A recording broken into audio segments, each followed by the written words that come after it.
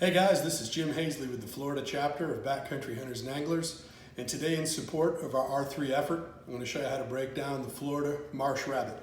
The Florida marsh rabbit's actually part of the cottontail species, but you'll probably notice it's small, it's quite brown, it doesn't have nearly as much white on it as a lot of cottontail rabbits. It's got smaller ears, and it's barely even got much of a nub for a tail. Before you start breaking down the rabbit, make sure you got a clean workstation, sharp knife, pair of kitchen scissors. You're probably going to want a garbage can to throw away your innards. I've also got a plastic bag and some buttermilk on hand. All right, so let's get started. First thing I'm going to do is I'm going to use my knife. I'm going to lift the skin away from the rabbit. I'm going to cut an incision. Well, I think I'm going to cut an incision here. Sharp knife would help. All right, once I've got that knife, I'm going to get my fingers in the hole and I'm just going to open this thing up. All right, I'm essentially going to make pants and a shirt. You can use this technique with just about any game, any small game. Squirrels, if you're, all right. Once I've got my pants, I'm basically just going to take his pants clean off down to the ankles.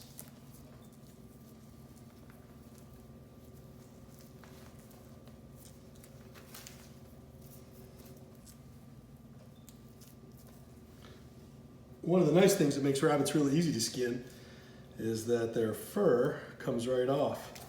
On the other hand, it is a little bit soft. It's not really durable, so sometimes it tears. And that's what I've got going on here at the ankle.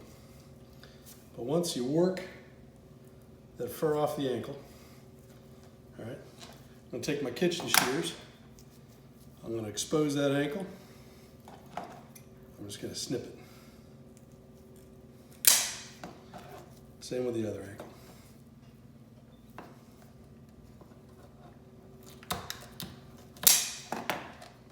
Expose that. Same with the tail.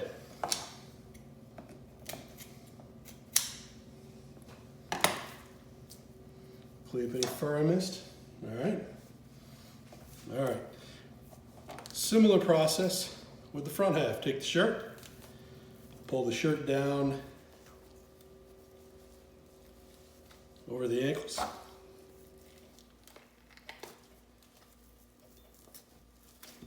And expose that wrist.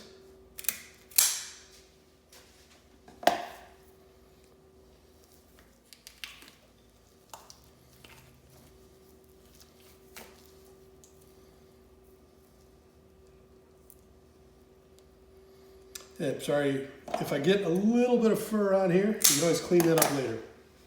All right, take the fur up over the head.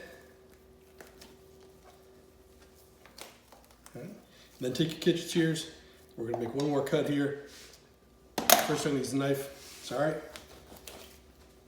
Make one more cut and remove the head from the carcass. So what we're left with for the most part now is a relatively furless rabbit. Clean up a little bit here.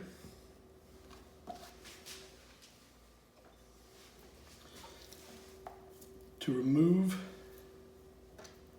the innards, I'm going to start down here at the base of the stomach. I'm going to insert the tip of my knife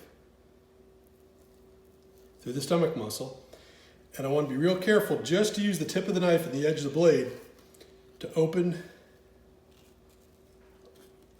the stomach cavity without piercing the inside. And if I can, I like to cut right up to the chest bone. Now I'm going to take my fingers and I'm going to reach in through the diaphragm. You might have to pierce that with your fingers. And I'm reaching all the way up to where the lungs and the windpipe join in. Takes a little bit of strength. Now hopefully we're going to remove almost all of this in one move. There's a little bit of connective tissue. We can take this all the way down through the anus.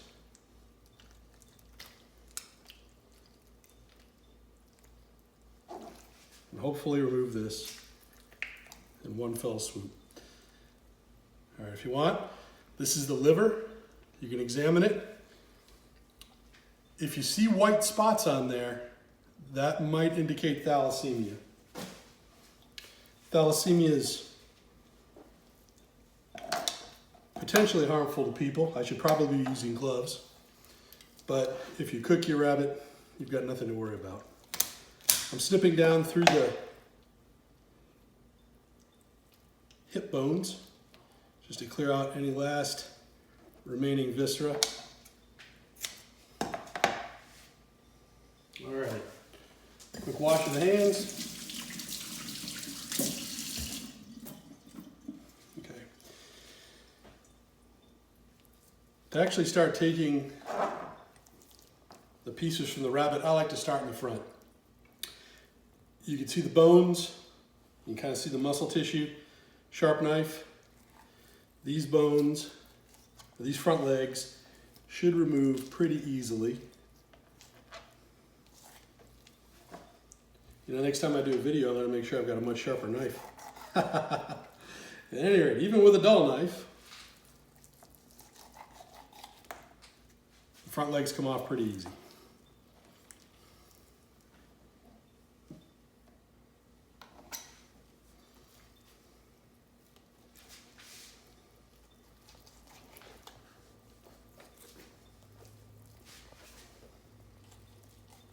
Alrighty, just follow down along the rib cage, right out through the front. Now we got the front legs. For the back legs, you can really see the muscle group here. I like to follow that same thing. Follow the muscle group.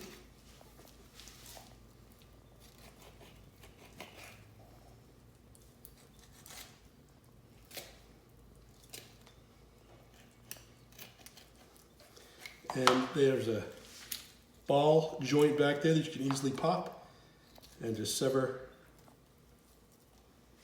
the back leg. Same for the other side.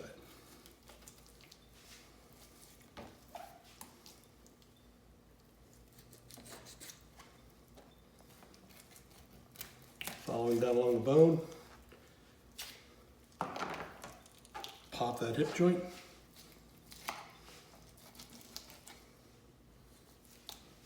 And now I've got a clean leg. So after I've removed the legs, now you've largely got the saddle.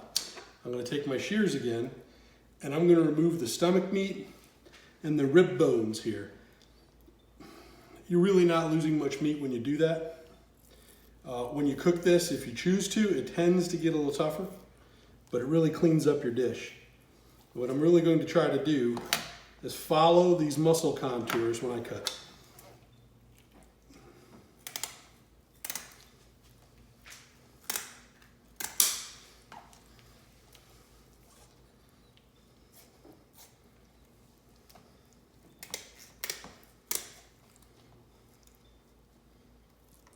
Come on. And after I've removed the rib cage, I take my shears and I remove the tailbone, and I'm going to remove the neck.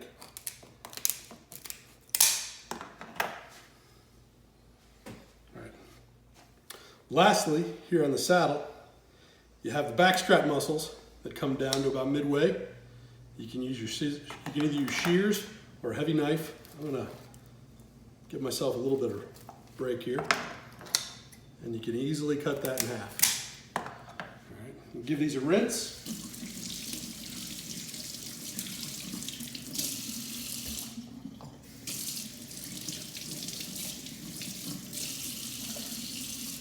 Get all that extra hair off there. It's one of the things you really want to make sure when you're cleaning any wild game, is that you keep the outsides on the outside. If there's any contaminants, it's probably going to be in the fur. So making sure that you get all that off is important.